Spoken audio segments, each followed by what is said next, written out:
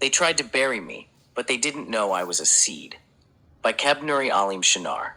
You ever been hit with betrayal so hard it knocks the breath clean out of you? I have, more than once. And funny thing, it did not come from enemies either. No, it came from folks I loved. Folks I helped. The ones I opened my door for, pulled up a chair for, broke bread with. You know what my grandma used to say, sitting there with flour on her hands and a look that could see right through you? Baby, sometimes the dirt they throw on you is not to kill you, it is to cover you until you are ready to bloom. I didn't get it back then. I was just a boy, watching her knead dough and hum gospel under her breath. But life made sure I understood. There was a season in my life where it felt like everybody I counted on went ghost. Phone stopped ringing. Smiles got tight. Folks were dragging my name through the mud like it was Sunday laundry. And at first, it crushed me. I couldn't figure out what I did wrong. I kept asking myself, how could they? But after all the crying and all the silent prayers whispered into a pillow wet with tears, something clicked. They didn't know I was a seed. See, sabotage isn't always a curse. Sometimes it is a setup for something bigger. Grandma's voice would float back to me in those quiet, broken moments. Don't let folks who didn't sow a single thing in you tell you what your harvest is supposed to look like. Stand firm, sugar. Storms will come, but you are not a twig. You are a tree, and Lord knows she was right. I learned to stop defending myself to people who already made up their minds. I quit trying to prove my worth to folks too blind to see it. Instead, I stood, quiet, rooted, unmoved. I realized real strength does not always roar. Sometimes it just refuses to fall. Let me tell you a little story, a parable, if you will. There was a farmer who had 2 fields.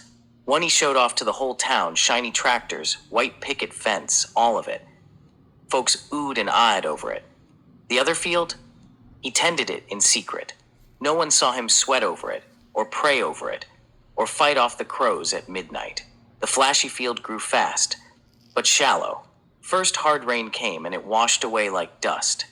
But that quiet field, the one nobody cared about, when the storms rolled through, it stood strong, deep roots clutching the earth like a promise.